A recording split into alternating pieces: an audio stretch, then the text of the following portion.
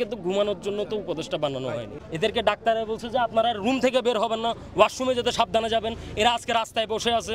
আরেকটা বিষয় এর থেকে লজ্জাজনক তো আর কিছু নেই। উপদেশটা আচ্ছা, এই যে উপদেশটা তো আপনি তো দেখতেছেন, আপনি দেখতেছেন না, আপনি তো দেখতেছেন। আপনার কাছে একটু হইলেও তো বিবেকে বাধার কথা। আপনি আসতেছেন না কেন এখনো? উপদেশটারে শুধু আপনারা এই সরকারি থেকে নিলেন, কিন্তু বেসরকারি থেকে কেউ উপদেশটা হয় নাই। কেন এই কাজটা করলেন? কেন এখানে বৈষম্য করলেন?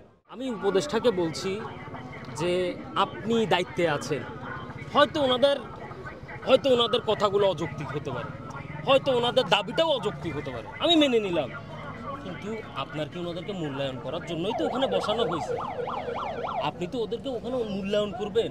আপনার তো কাজটা কি? মূল্যায়ন করা, ওদের সংস্কার করা, ওদের সংস্কার করা। তো তাহলে আপনি করছেনটা কি? আপনি করছেনটা কি? আপনি সামান্য ঢাকায় তো আপনি ভালোভাবে ঢাকায় তো চিকিৎসা পৌঁছাইতে পারতেছেন না। তা আপনি সারা বাংলাদেশ, সমগ্র বাংলাদেশে এমনও আছে যারা হয়তো জানেও না কোথায় যাবে, কার কাছে যাবে, কিভাবে যাবে, ওরাও তো জানে না। তো ওরা কিভাবে সাফার করতেছে? তো তাহলে কেন এসব নাটক করেন যে 1000 কোটি টাকা ফান্ড, ও তো কোটি টাকা ফান্ড, এত কোটি, এগুলো কোত্থেকে আসে? কেন বলেন এসব কথা? এরা যদি রাস্তায় বসতে হয়, তাহলে আপনারা এগুলো কেন বলেন টিভিতে যে আমরা এত টাকা ফান্ড দিচ্ছি, এত টাকা? কোথায় ফান্ড আপনি পাইছেন? দেখছেন? আপনি বলছে এখন পর্যন্ত কেউ ফান্ডের কথা? দেখেন, ওনাদের সম্মান রেখে বলছি, দুইজন মানুষ 18 কোটি 16 কোটি জনগণকে ওদের দুইজনের দেখা সম্ভব না। এটা ক্যাজুয়াল কথাবার্তা, আপনারাও বুঝেন। কিন্তু আমার কথা হচ্ছে, বা ওদিন ও আর আমি ডিসকাস করতেছিলাম, আমাদের কথাটা হচ্ছে কি, আপনারা দুইজন মেনে নিয়েছি, কিন্তু আপনাদের আশেপাশে তো 500 জন ঘুরে, ওদেরকে দায়িত্ব দেন। ওটা বাদ দেন, বেসরকারি ছাত্র আন্দোলনটা হচ্ছে বেসরকারি থেকে, এক দফার বেসরকারি বিশ্ববিদ্যালয় থেকে যেটা আসছে, আপনারা তো দেখছেন বেসরকারি বিশ্ববিদ্যালয় কিভাবে, কতটুকু 35 জন মারা গেছে সব বেসরকারি বিশ্ববিদ্যালয়। আমার কাছে লিস্ট আছে, নাম আছে। 35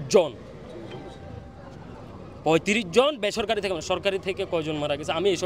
আমরা বিশ্ববিদ্যালয়, আমি এতটুকু বিশ্বাস করি যে আমরা প্রাইভেট বিশ্ববিদ্যালয় না, পাবলিক বিশ্ববিদ্যালয়, আমরা হচ্ছে বিশ্ববিদ্যালয়।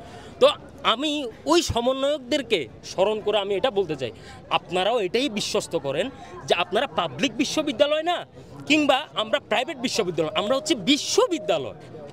তো বিশ্ববিদ্যালয় যদি হয়ে থাকে, তাইলে উপদেশটারে শুধু আপনারা এই সরকারি থেকে নিলেন, কিন্তু বেসরকারি থেকে কেউ উপদেশটা হয় নাই। কেন এই কাজটা করলেন? কেন এখানে বৈষম্য করলেন? এই জায়গায়ও কেন বৈষম্য করলেন? যে বৈষম্যের জন্য আন্দোলন করে, তাহলে এই জায়গায় কেন বৈষম্য করলেন আপনারা? এখানে 4 উপদেষ্টা, তারপরে 2 উপদেষ্টা, এরপরে হাসনাত। আসলে এখানে না বিভিন্ন ধরনের বিভিন্নভাবে কথা চেঞ্জ করা হচ্ছে, কিংবা মানে ওনারা আসলে ভালোভাবে হয়তো ক্লিয়ার করে জিনিসটা বলতে পারছেন, বা এই ধরনেরও কিছু হতে পারে। কিন্তু মূলত হচ্ছে আমি যতটুকু শুনেছি, কিংবা আমি যতটুকু শোনা কথার উপর আমি যতটুকু ভিত্তি করে আমি এটাই বলতে চাই, ওনারা উপদেষ্টার জন্য অপেক্ষা করতেছে। তো যদি উপদেষ্টার জন্য অপেক্ষা করে থাকে, উপদেষ্টা এখানে 2টা হোক, রাতে 3টা হোক, মানে যে কোনো একজন আসুক না, আসুক এসে, হ্যাঁ বলেন না আপনাদের কি সব। ওনাকে তো ঘুমানোর জন্য তো উপদেশটা বানানো হয়নি। এদেরকে ডাক্তারে বলছে যে আপনারা রুম থেকে বের হবেন না, ওয়াশরুমে যেতে সাবধানে যাবেন। এরা আজকে রাস্তায় বসে আছে। আরেকটা বিষয়, এর থেকে লজ্জাজনক তো আর কিছু নেই। আচ্ছা, এই যে উপদেশটা তো আপনি তো দেখতেছেন, আপনি দেখতেছেন না, আপনি তো দেখতেছেন। আপনার কাছে একটু হইলেও তো বিবেকে বাধার কথা। আপনি আসতেছেন না কেন এখনো? কেন বসে আছেন? কেন চেয়ারে বসে বসে টিভি দেখতেছেন আপনি?